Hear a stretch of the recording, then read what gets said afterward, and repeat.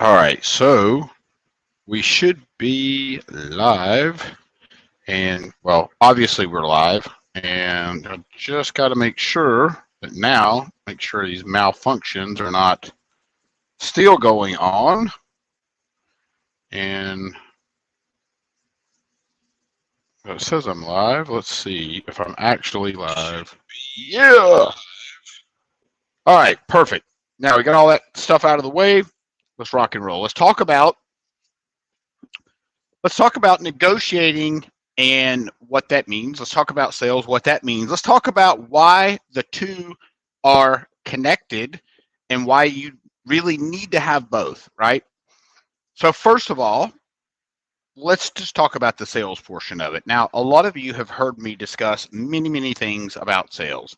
It's one of my favorite things to talk about because I've been doing it for 25 years. And ultimately, it's quite frankly, we hear people say, "Oh, I'm passionate about this or that," but I really am passionate about sales. Why? Because for me, I don't want to say a game, but to a degree, it's a game, right? Who's going to win? Somebody is, somebody is going to win the game, and I don't like to lose, so I play the game pretty hard, and I hone my skills every single day, and I do the same thing in negotiation. So let's talk about what I do to hone my skills. I practice, I role play, I get on platforms where I can speak at length. I do video, right? Video is one of the biggest in the podcast, right?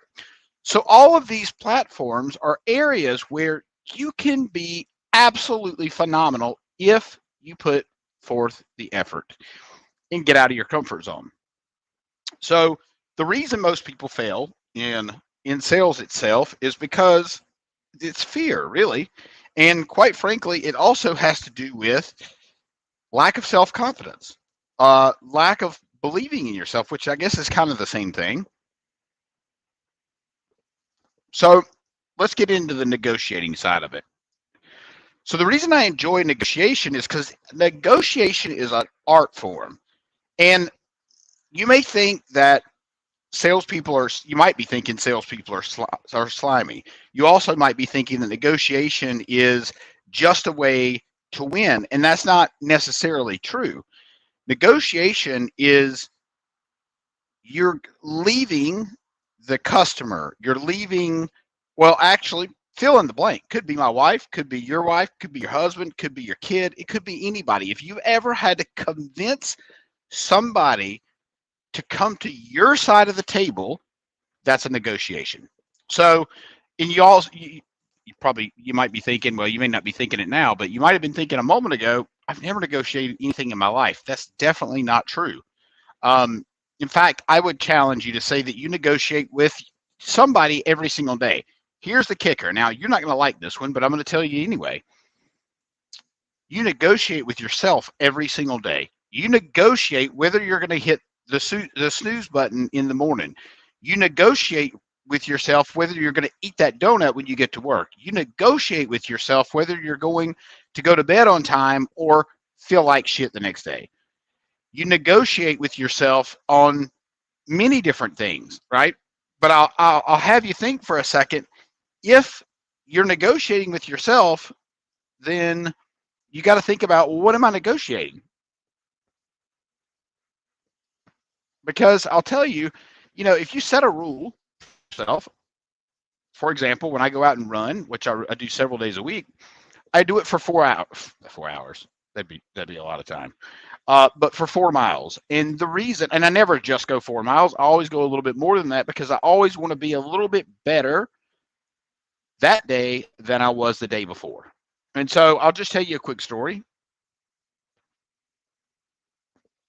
The way I think about this and the way I came up with to not negotiate with myself on that 4 mile run is one day I decided to take a shortcut. And on that day, everything seemed to not work as well as I would have liked for it to. On that day, I had more issues. I had more more obstacles in my way. And what I realized is, guess what? I can't trust myself. I made a deal with myself and I didn't follow through. Now, I follow through with just about everything that I say that I'm going to follow through with. Integrity is a massive part of how I live. Being authentic, and I know we threw this word around a million times every single day. We've heard it thousands and thousands and thousands of times, like add value. We've heard that thousands of times. But here's what I'd like to say about that. Once it hit me that I didn't keep my promise to myself, I realized that I had let myself down. I didn't let anybody else down. I let me down. And I'll be honest with you, my biggest competition is me. My biggest competition is getting out of my own way. All right, so enough about that. Let's talk about negotiation. How do you negotiate? How do you make sure that you get the outcome you're looking for? Now, when I say all this, you may be thinking that this is slimy and all that good stuff, and you can think that, but by the end of this, you're not going to think that. So negotiation it's really simple, right? I mean, what I mean by simple is it's two parties trying to come to a mutual agreement. It's two people trying to get an outcome that works for both people, right? You're not swindling people. You're not negotiating people out of their savings, right? Negotiation is not you're not swindling people. You're not cheating people. That's the part that, the misconception. Sales, same way. You're not cheating people. You're not out to just take the money, right? But if you are out just for the money, your sales career is going to be very limited. And if your goal of the negotiation is to negotiate people out of something that they don't want to give up, that's going to be short-lived.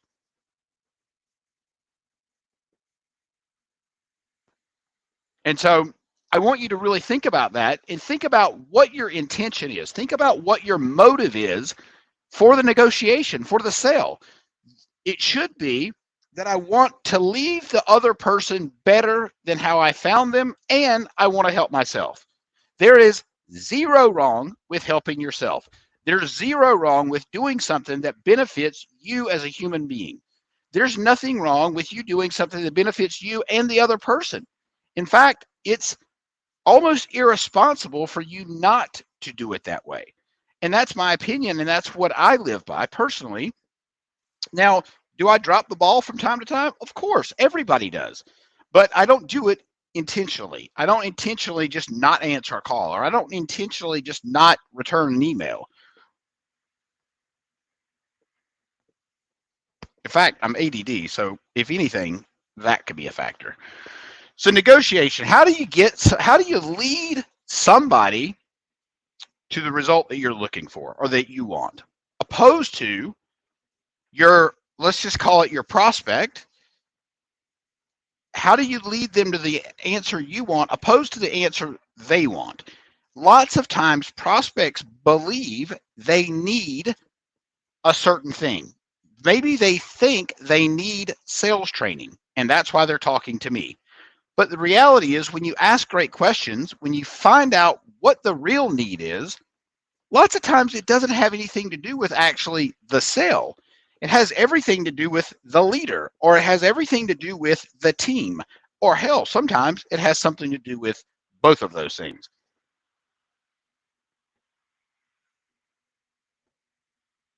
But guess what? I don't know that until I get in there. And if you bring me on to help your sales team and I figure out the sales team is not the entire problem, or they're not the problem at all, then I have to have enough integrity to say, listen, I know you brought me on to train your sales team. It doesn't seem like that's the problem. Here's actually the problem. And if I can help you with it, I'm happy to do that. If not, let's figure this thing out. Because at the end of the day, if you're not, if you don't have integrity, it's going to catch up with you. If you're selling stuff that you shouldn't be selling, it's going to catch up with you. If you're selling snake oil, like a lot of people like to think of, right? Or we've heard this all of our life, used car salesman, snake oil salesman.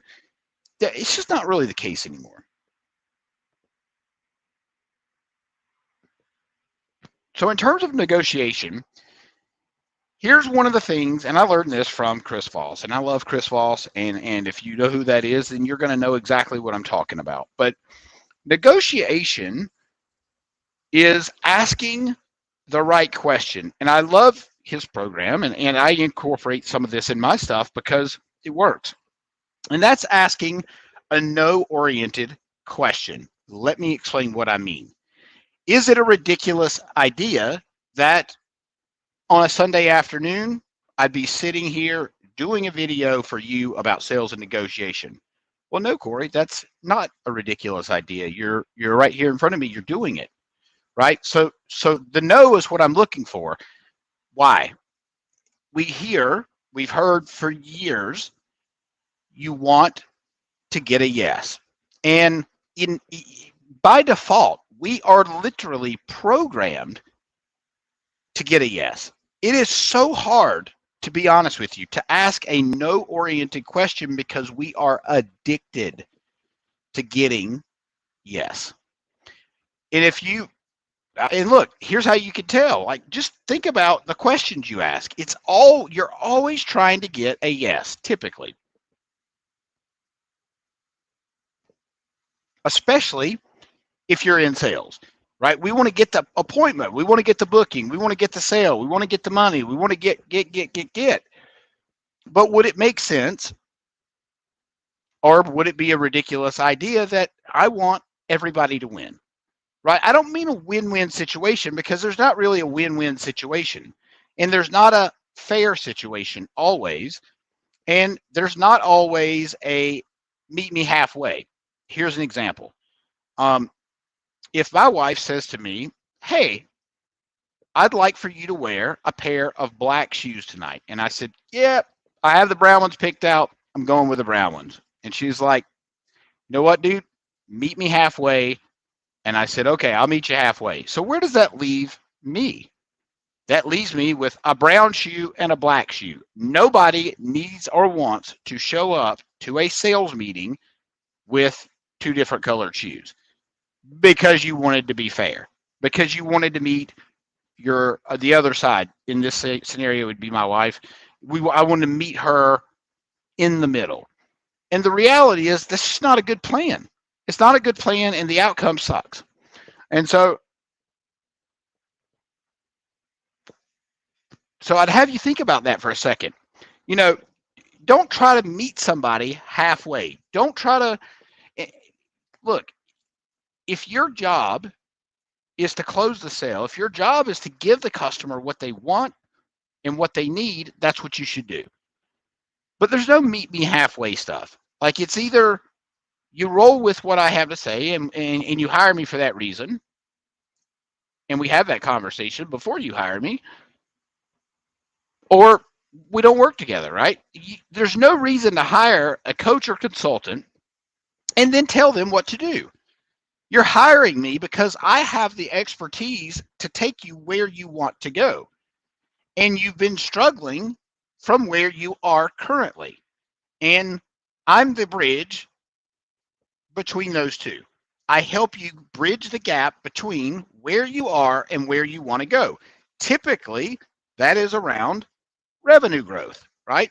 That's the biggest thing that I work on, is revenue growth. Well, so let me go back to the no-oriented question, because this is important.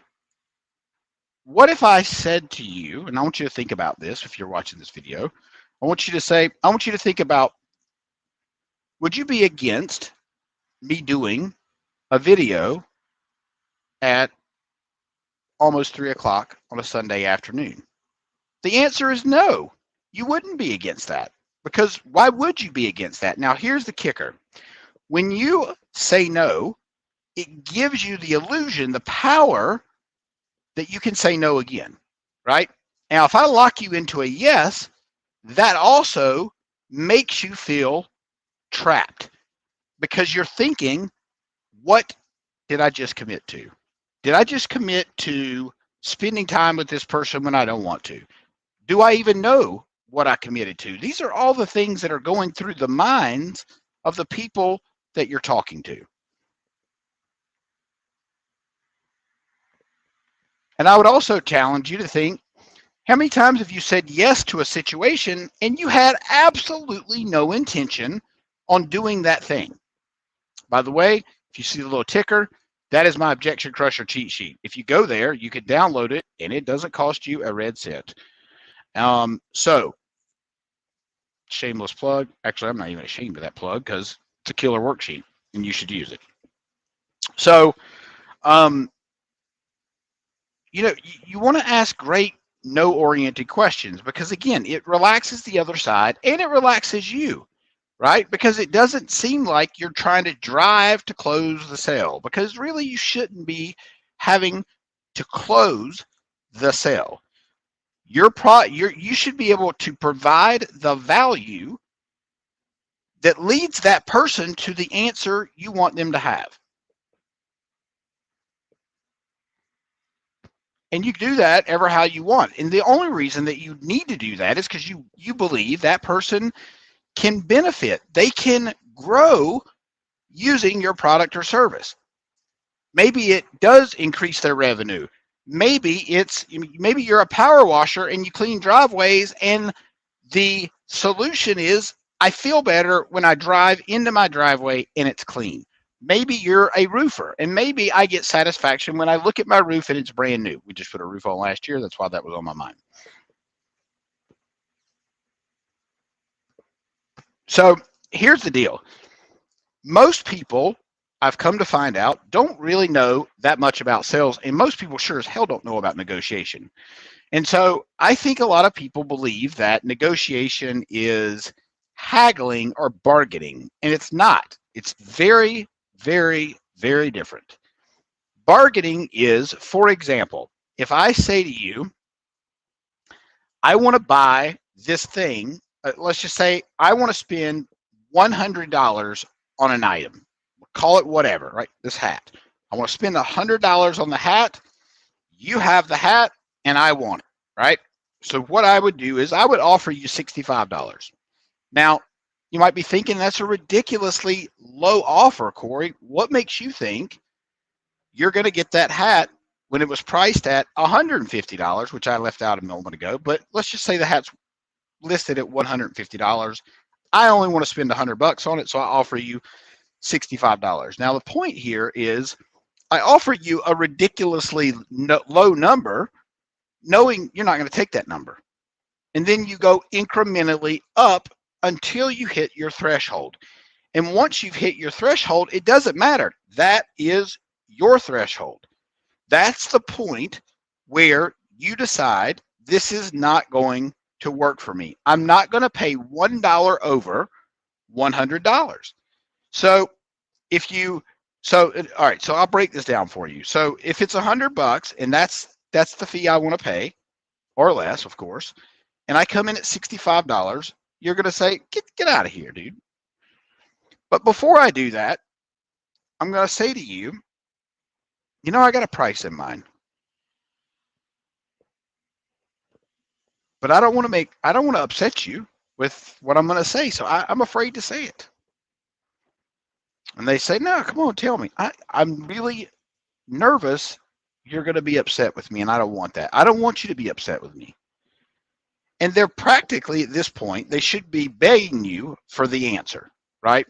And so, and you're the person with the hat, and they say, not doing that. $65, it's a ridiculously low idea. So maybe I come back at $85. I say, all right, I think I could do 85. All right. You're not going to like this.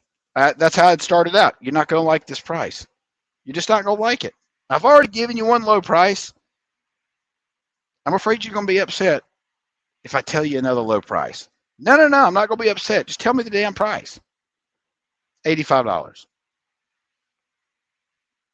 So now they're thinking about it, right? Because even though you're not anywhere near what they want for it, you're still getting closer. And what that does is it triggers something in their brains to want to negotiate with you, to want to stay in the deal. Now, they've already worked a little bit for the deal, but now you've thrown out the price of $85.